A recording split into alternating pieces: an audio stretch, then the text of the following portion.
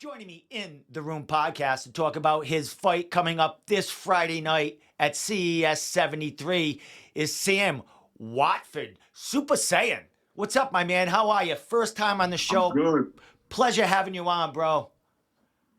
Appreciate you, man. Appreciate you. Appreciate the shout out. I watch. I'm tuned in. I'm tuned in. I also saw a clip of where you pretty much gave me my respect after I fought Dion Rubio. Because I took some time off, took about 2 years off due to a lot of personal shit and also surgeries and stuff like that.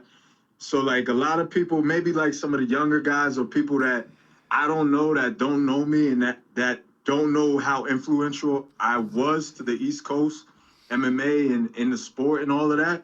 You gave me my props. You gave me my respect. So salute. Well, it was a great fight, my man. I was actually at that fight, but to backtrack a little bit, buddy, you even took a longer time off.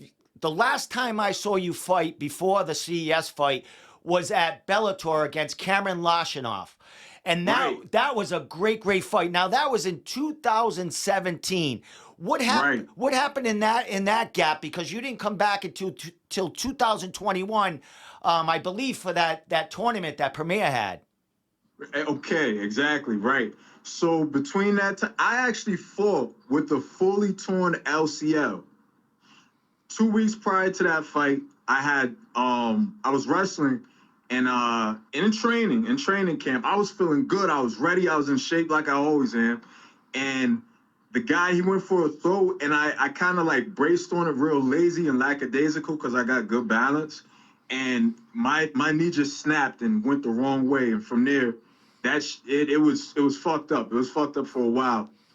So I literally went into that fight with the fully torn LCL. So I had after that fight, thank you for telling me, it was a good fight and whatever. I felt like it was a good fight too. I lost by split decision, but you guys didn't see me till after that. Everything went downhill for me. I had to wait for surgery. I wasn't working, a whole lot of shit. Like I went through a whole lot of bullshit, betrayals, just the ups and downs of the game, the turmoils. I lost a lot of stuff. I lost a lot of things. And then on top of that, I'm pretty outspoken and I don't really hold my tongue a lot of times. And that can be a problem in some situations because sometimes you got to pick and choose your battles. But I had a lot of people just trying to stop me from achieving my goals and get into the game and make it and stuff like that. But honestly, like if you would try and do that to me straight up, you couldn't because you would leave hurt. So they have to do slimy and grimy tactics. You know what I'm saying? Yeah. So yeah. Make a long story short, that happened and I had surgery. I got back on my feet. I'm not gonna lie, I had some help. I utilized resources within the community. I had a really good girl. She helped me out. I'm not gonna lie. She stuck by me. She helped me out, and but just a whole lot of things. But to be honest with you, from there, I was like 27 years old. I turned pro at 24. I had my first fight in Bellator at 24 years old against TJ Hepburn, a well-known name at the time. This is 2015. You know what I'm saying? When like pro MMA in Connecticut, like fighting in Connecticut, it wasn't that big, if you remember. Yeah, It wasn't that popular. and you were 2-0 for your start of your pro career, and there were 2 fights for Bellator, correct? Right. Dean Hancock and TJ Hepburn, 2 reputable fighters, two good names, all high caliber guys. Like the thing with me is everybody knows I don't really say no. I'll take a fight whether I'm in shape, I'm not in shape, whether I'm hurt, I'm not. But like, I'm 32 now. I still feel good. I don't feel like old and stuff like that. I've had 2 surgeries. I had 2 surgeries about a year apart. So after that first surgery, I had to get another one because I tore my meniscus. That one was like a lot easier to recover from. But The first one was like a lot more damaging because they had to repair it. The second one was just arthroscopic debridement, so they just had to clip it and clean it out. Um, so like I came back into it and like my determination, bro, like people was telling me, oh, you're not gonna be the same. Oh, why are you still doing that for? Or like I even had relatives, bro, family like counting me out and all of that type of shit. And to be honest with you, like my all that clout and that wave, which is what comes with the industry. That's what comes with what we do, right? I don't have a lot of that anymore, but I have my inner circle, my support team is loyal. And my resources are loyal. So like me being older, I got a kid now. You know what I'm saying? Like I'm doing what I gotta do. Like all of that, and I have people that really care about me and that really rock with me. I prefer that over that. I'm glad a lot of that whole wave is done for. I don't give a fuck about that shit. Yo, with all the crazy stuff going on in this world right now, all like everything that I done been through in these past years, I don't give a fuck about none of that. Keep it all the way G with you. I don't give a fuck about like who likes me, who don't like me, who rocking with me, who ain't rocking. Man, I don't give a fuck about none of that. However you feel towards me is like I probably feel the same way about you. Your whole team. Like that's why when I go and I fight these guys, especially if I win, and I destroy them in front of all their people, their whole crew, their whole gang, their whole team, whatever you want to call it, all them politics, that shit feels so good. Cause they can't fight for you, homie. Exactly. Can't none of that, none of them people could fight for you. When that bell rings, that's when it's just you and me. Hey, It's just you and me. one thing, my friend, not one thing, there's several things, but you have not taken an easy fight your whole career. Never. Even when you came back after 4 years, you jumped in a tournament with Ali Zebian, Jacob Bone, a bunch of other Right. killers in there. Right. Like, Right. what was that? Like, what was the decision to come back for a tournament kind of atmosphere instead of just getting a fight? Were you trying to get back into the cage gradually when you came back for that tournament, or was there a lot of money involved? And you said, "Hey, I can get in there and tune some people up and win some cash." So two things. One, I didn't give a fuck. I hadn't fought in like 2 years, and I was trying to fight. I was trying to get a fight, but it was real difficult. It was real hard. So I did what I had to do. You know what I'm saying? I made the necessary sacrifices in order to put myself in a position to get the fight. And shout out to Jason. He actually, we talked and he got me on that card. And yeah, so like I didn't give a fuck. I didn't give a fuck about nothing. At that time in my life, I was just coming back and like not fighting in all them years and just like going through all the bullshit in life. I didn't give a fuck. You know what I'm saying? Like Yeah. I wanted to just knock somebody out and not have to look over my shoulder or possibly get in trouble for it and do what I do. Cause this is what I love to do. This is what I'm good at. And also it was good money involved. I don't talk about money like that because money don't mean shit to me. Money is a resource, bro. Like everybody has their own style of how like they want to move and utilize things and come into the game. I make moves in real life. You know what I'm saying? Like, and I like the way how I live my life is just how I like to live it. I just happen to be good at fighting. You know what I'm saying? Like, You're damn good at fighting. I was talking to my team at NewEnglandMMA.org, and we'll get to this fight coming up, but we're going to get to that last fight before we even hit this fight coming up. But right. they were going down the list of guys you fought. They were talking about the Bellator guys you fought. Right. One of them is 8-4 right now, or even a better record right now. Cameron Lashinov, he's been to the Ultimate UFC. Fighter. He's fighting for a title next Right. month, man. And then you fought Ali Zebian, who was ranked basically second. Twice. And yeah, that Twice. guy is twice in the tournament. And then you came back for CES and you fought him. And he ended up getting a unanimous decision. But I thought that fight was very, very close for, as far as what was there. I mean, you guys were both grappling there. It wasn't much of a striking game, but it was a great matchup there. As far as that fight, I mean, When you got that matchup for CES, was it because you guys had a split decision in the tournament that you go, hey, I want another shot at this guy?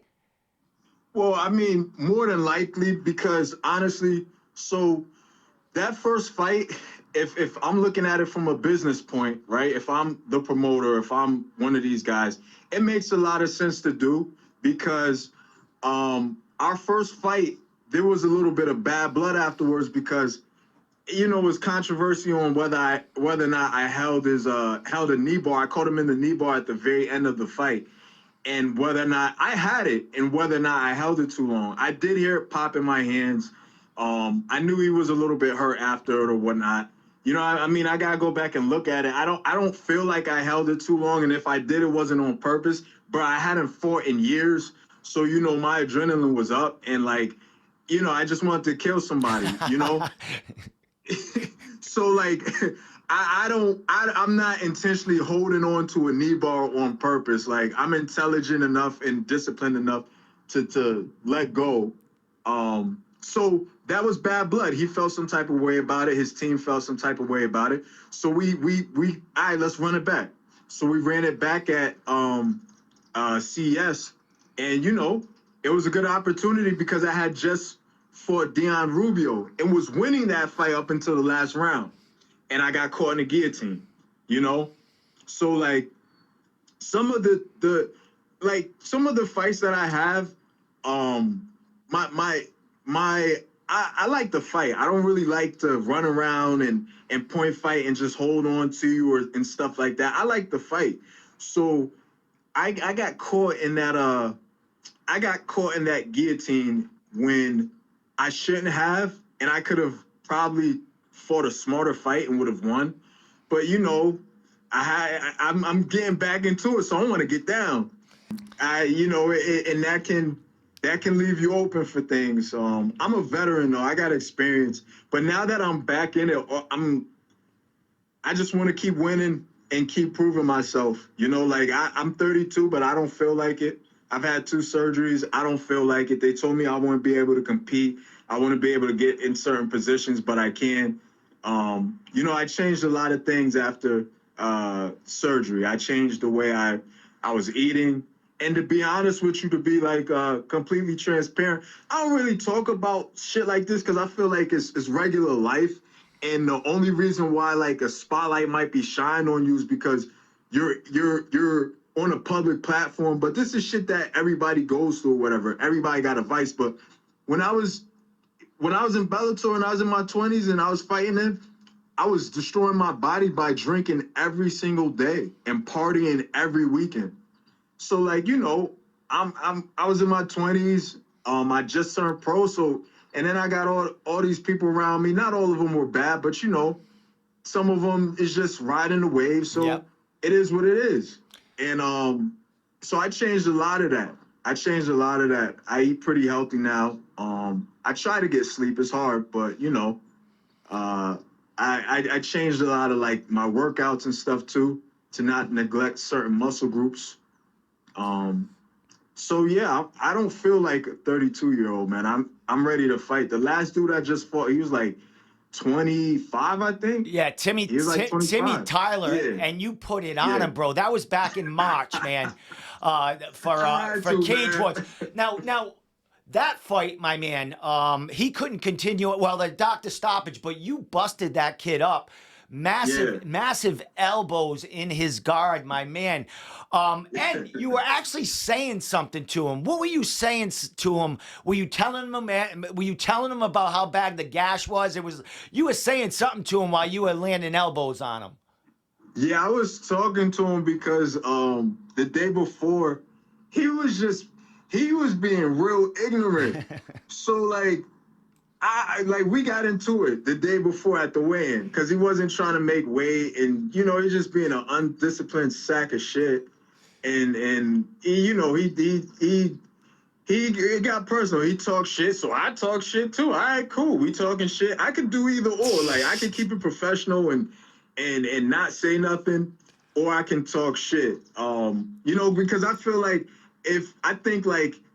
if you're gonna talk shit when the camera's off around all your boys in the locker room or at the gym and all of that, just do the same thing when the camera's on. You know what I'm saying? Like you call it being respectful. I call it, like just being two-faced, bro. Like do the same shit. So he was talking shit because I was trying to get him to make weight, and I felt like he got me riled up. He pushed my buttons on that one. Like, so the next day I was in his guard, and I'm smashing him with elbows. I'm like, yeah, what's up now, you little bitch? I wish they could mic that stuff up. I know they do it for the UFC every so often, but we as fans and media want to know what's being said in that Right. cage, my guy. Right, right. I mean, hey, like, bro, like, if you're gonna, for the most part, I am a martial artist.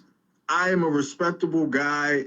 I mean, I'm not gonna take no shit. I'm gonna stand up for myself. I'm gonna speak here and there, but I don't really do a whole lot unless you're doing it. So then it's like, okay. Besides, bro, this is the fight game. Like, we're here to fight. You don't like me? Guess what, bro? I don't like you neither. Like, yeah, I don't like you neither. We're not supposed to like each other. You know what I'm saying? There's fights where you have it like that, and then there's fights where like we're not talking. We're just gonna let our skills talk. Like with me and Dion, I saw that interview he did too. That was where you guys you were paying homage, and I was like, all right, salute. But Dion, he's a funny guy. He's a funny guy. We didn't talk shit to each other. We got down, man. Yeah, definitely. We got down. We was trying to kill each other. Yeah, definitely. That was a great fight. Hey, as far as winning this fight, it was your first win in some time. I mean, you had that win against Jacob Bond, but that was an exhibition. This was like a real win and a real dominant one. How'd you feel? Were you the hometown guy, or was Timmy the hometown guy? I know you're from New York, or we're from New York, but who was the hometown guy there? So Timmy was pretty much the hometown guy. Like you could tell when he came out in the crowd and everything like that. And originally, yes, I was born in New York, but I was mostly raised in Bridgeport, Connecticut, and mostly raised in Connecticut. My mom moved us around a lot. But he was the hometown guy, and that fight was in Philly.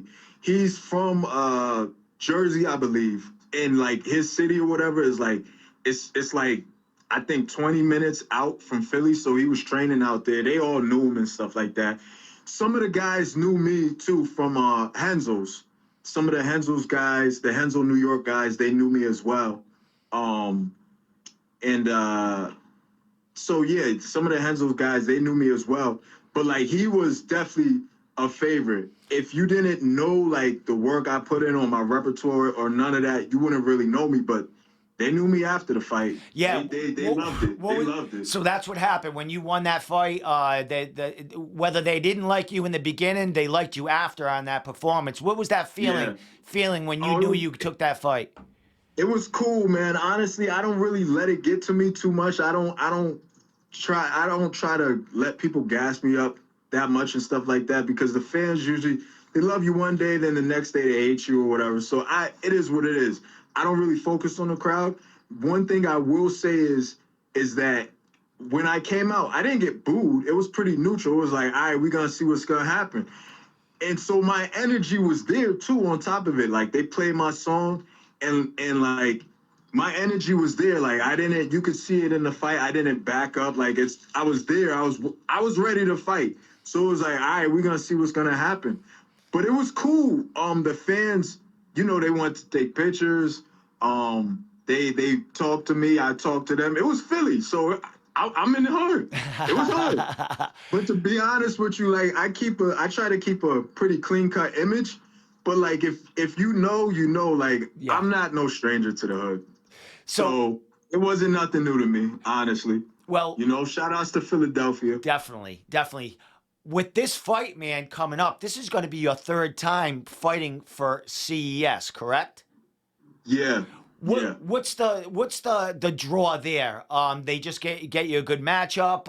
The timeline was right. What's the love with CES at this point? Because this is your third time fighting for them in in a year and a half or so.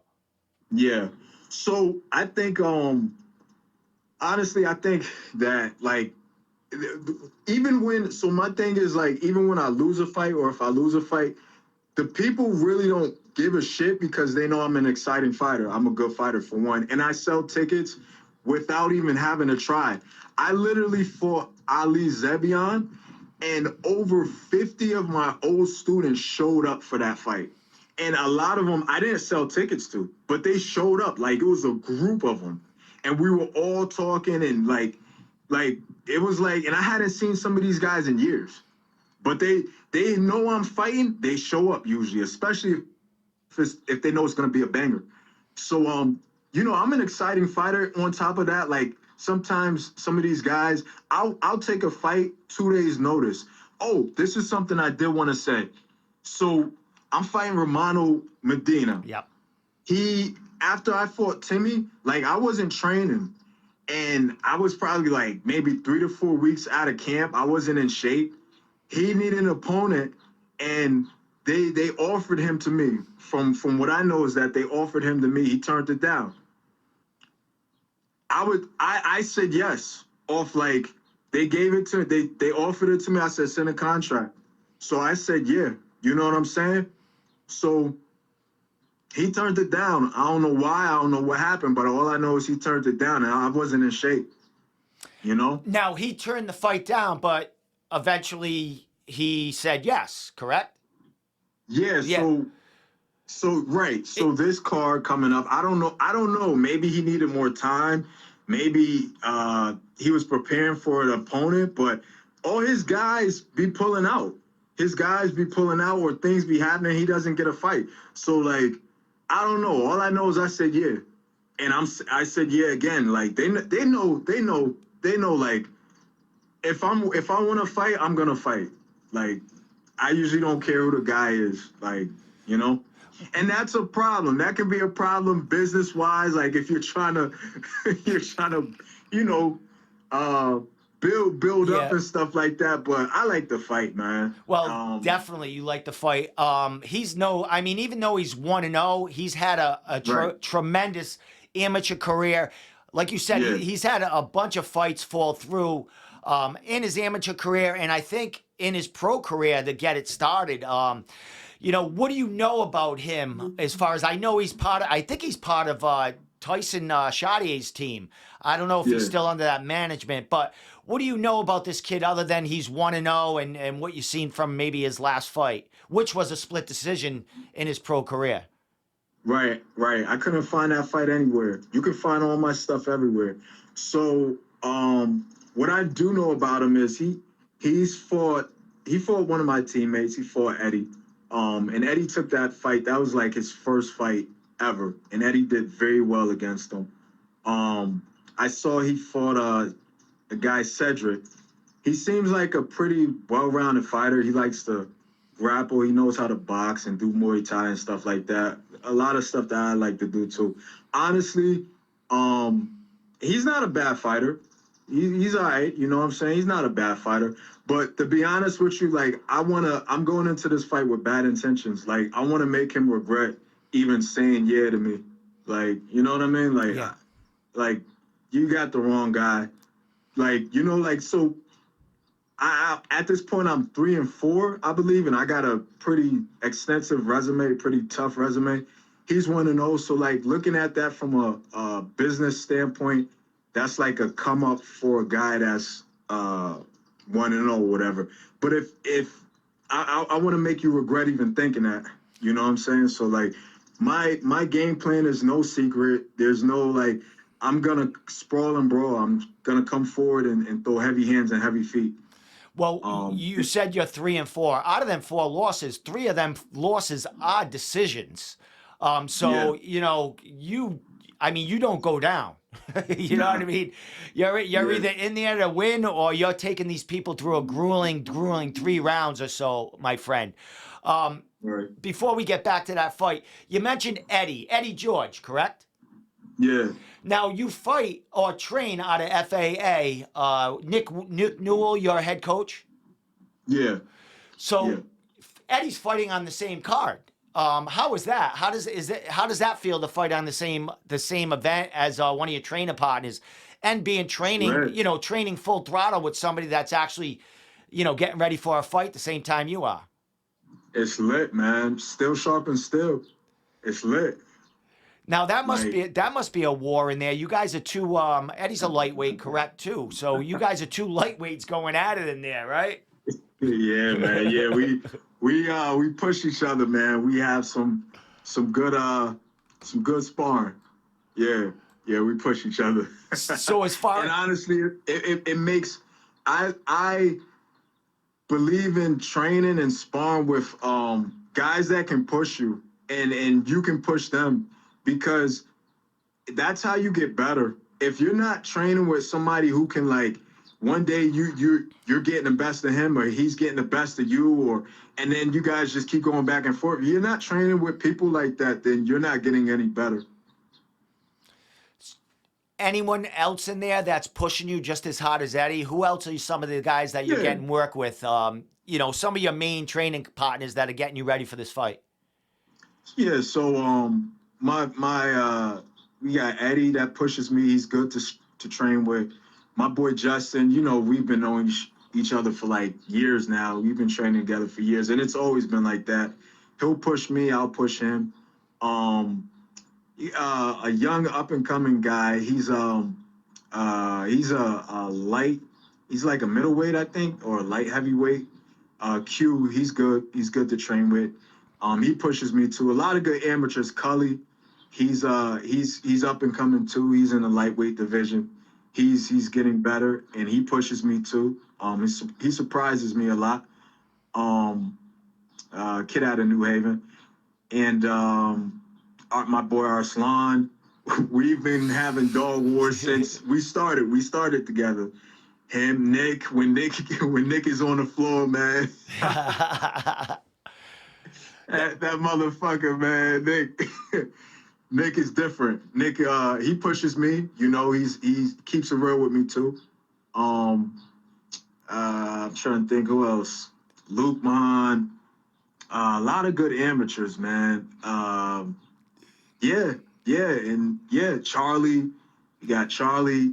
He's got his gym, I think, in the port in Bridgeport. He pushes me, Muay Thai guy. A lot. If I forgot anybody, That's it's all not right. on purpose. Now, do you? You guys know I take a lot of hits, Yeah. man. Do you cross train anywhere at this moment, or is it all FAA? It's mostly FAA, and I kind of do my own thing too. Like I do a lot of my own stuff. Lot of my own stuff. But I'm going to start cross training again once I get more my personal life like in order. Like a lot of my stuff is pretty good. I'm straight, but I just got to keep getting my personal stuff in order. I do a lot too. Like, you know what I mean? I do a lot of behind the scenes work and help people and stuff like that. So like, these things take a little bit of time, and then I do a lot of stuff on my own. But I'm gonna start cross training again. I want to hit up them guys in Long Island. Where Ryan Castro's out of No Limits Kickboxing, Schaefer, and those guys. I want to go over there. I think they're pure kickboxing or MMA kickboxing. I'm not sure, but I want to go over there, spar with them guys, get down over there, and I'm definitely gonna be moving around a lot. Definitely gonna be moving around a lot pretty soon because the weather's breaking. It's getting nicer. Well, It's dude, getting beautiful out, yeah, folks. it is. Get outside. Well, you're only 32, you mentioned, correct? Yeah. I mean, that's not old. I mean, you took some time Nah. off to get yourself back in order, get repaired and stuff.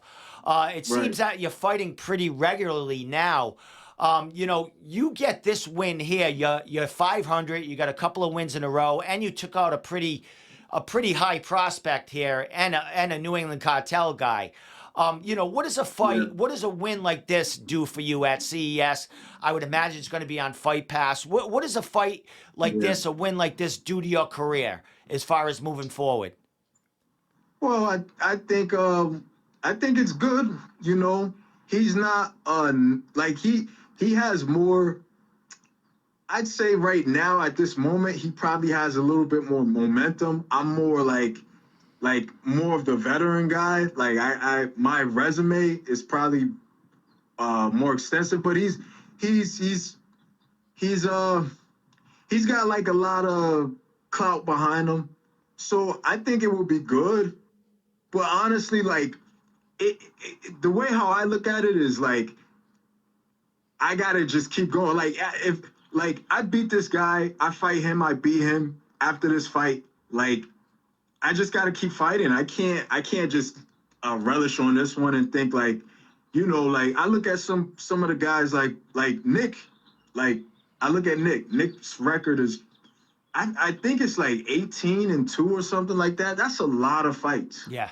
That's a lot of fights. He's a guy, and then Justin has a lot of fights, and these are guys that like that. I can name people that I don't know, but I'm gonna name people that like I do know. So like these are guys that I see that are doing good for themselves in the industry and just period.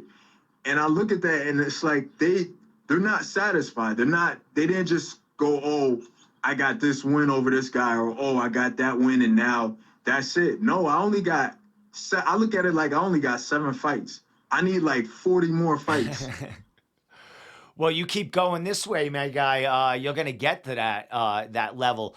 A couple of more questions, my man, before I Sure. let you give all your shout outs and anything you want to throw out there. I mean, what do we expect to see from you on Friday night, man? We're only two days away from weigh-ins, 3 days away from fight night. What do we expect to see from you at CES 73 going against Romano Medina? Pressure. Pressure. Um, Heavy hands, heavy feet, pressure, pressure. Do you expect to finish this kid, or it doesn't matter? A win is a win for you. What do you expect? I want to. I want to. Being realistically, I try to keep in mind that anything can happen in a fight because that allows for me to stay on my toes and it allows for me to always be on point. I try not to get too cocky because in the past I've gotten like where I'm like, oh, I don't care about what he can do and I don't respect nothing the guy can do and sometimes that can be a downfall. So like Mike Tyson used to say it, like he tries to purposely put fear, get a little bit of fear, not paralyzing fear, but a little bit like on edge because it keeps you on your toes. So like, anything can happen in a fight, but I don't see it. I see myself ending with my hand raised, Excellent, you my know, man. like whether it be a knockout, a TKO, that's what I'm going for. Yeah, like I'm not hiding my game plan. I'm going for a knockout. Yeah, I want a knockout. Well, with that said, you come out of this fight with your hand raised, basically no injuries. How quick are you looking to get back in there? There's a ton of cards, Yeah, yeah. going into the year. Since you've been gone, there's other regional promotions that are taken off and have developed. How busy are you looking to stay in 2023 for the second half of the year? You jump right back into it. Jump right back into it. To be honest with you though, I'm gonna keep it real with you. I I'd rather like short notice fights. I don't mind training every single day, but I don't like having to be in the gym, especially in the summertime. I don't like having to be in the gym every single day and all of that. For this camp, I did what I was supposed to do. But I want to take short notice fights and enjoy life a little bit. You know what I'm saying? Do a little bit of traveling. You know what I'm saying? Hit the beach, There's nothing see wrong with some that. bikinis, man. Get a nice cigar, and like and finally get to breathe, man. Get to breathe. Excellent, my man. Well, you're a priority for some promotions, my man. You go in there and you put it all on the line. I want to get right back. Yeah, So like, you if fight. I'm out of the country or if I'm out of the state, and like they're like, yo, this person got injured, I want to fight. Like I want to fight. They know that though. Yeah. I want to fight. Well, Give it to me. as long as you're healthy, man, you're gonna keep getting them calls, man. So I'm glad to see it. I love fucking fighters that get in there and they just bite down on their mouthpiece and they go to town. They scrap, my man. And you got it, man. Talking to my guys and seeing you in the past and seeing who you fought. And seeing you fight live, man, there's no quitting you, man. So congratulations Yeah. on the travel back, and not missing a beat, getting right back in there with monsters. Yeah. Appreciate you, Steve. Thank you, man. Hey, dude, Thank man. you. Hey, I'm glad you reached out, bro. Man, now you're in the Rolodex. We'll definitely chat in the future on whatever's going on with you, my man. You're a good guy, man. Good guy to talk with, and I'm sure there's a ton of stories and knowledge that we can get out of you in the future. So we'll definitely keep in touch, and we'll talk. We'll talk soon after this fight, my man. I bet. I'm gonna stay locked in with you. All right, my man. Hey, last thing, my friend. Anything you want to say as far as thank you, shout outs, partners, social media other than Facebook? Throw it out there, man. I'll let you get back to. I know you're cutting weight. You're pretty close to, weighing weight. So let it out there, and I'll let you get back to burning some calories. I bet. I just want to shout out FAA, Nick, thank you. Justin, Eddie, Arslan, my boy Cully, Q, freaking Lukeman, the community. Like a lot of the people, you know who you are. I don't gotta shout you out, and you probably don't want to get shouted out. But the people that play behind the scenes within the community in my inner circle, thank you, appreciate y'all. Henzo's, the work that I did over at Henzo's, and them getting me my brown belt. Jason, Tommy, Timmy, CES, and all that. God, I'm bugging. God, the Most High. Got to give all praise to the Most High. And just everybody that's been rooting for me, that's seen me at my ugliest, that rocks with me, man. I'm still going. You got to kill me to get me to quit. Excellent, man. So, And looking at your past fights and who've you fought, man, you're exactly right. You're gonna kill you to make you quit, man. With that said, you have any other social media other than Facebook? I don't know if you have an Instagram or yeah, anything. I got IG. I'm not on it like that. I tried it. It was like none of my followers from Facebook went to it, so I'm mostly on Facebook. But it's the same. It's Sam Super Sam. And I know, guys, like I'm not that active on social media, but I only use it's not real life to me. I understand I got to use it more, but I only get on here when it's time to promote a fight. But you can follow me on Sam Super Sam. I'll see it at some point when I install the app again, probably. IG and yeah, all the same shit. Sam Super Sam Watford. Yeah, I think it's the same thing. All right, my Yeah. man. We'll definitely look you up. I'll be clipping some of this out and throwing it on Instagram, so you better get that app back in your phone, my man. With that said, Sam, man, All right. hey, a pleasure talking to you, man. It's the first time we actually, spent some time together, man. I know I've seen you following us on social media and stuff like that, and it's great to see you active, man, my man. And I can't wait to see what's next after this fight. I actually can't wait to see this fight. I'll be doing a fight companion live here with a couple of guys. So we'll be calling your fight. We'll be having a couple of beers, and we'll be seeing you in there fucking, bring it to this kid, man. So, congratulations on a great matchup and getting back in there, my man. Appreciate it, man. Drink one for me, even though I don't drink no more. Take one for me. I will, my man. I'll have a couple for you. So with that said, All bro, right, man. we'll definitely talk after, man. I'll link up with you and we'll talk about this fight and what's next for you, all right? Yeah. You have a good day, man. You too, Steve. Take it easy, man.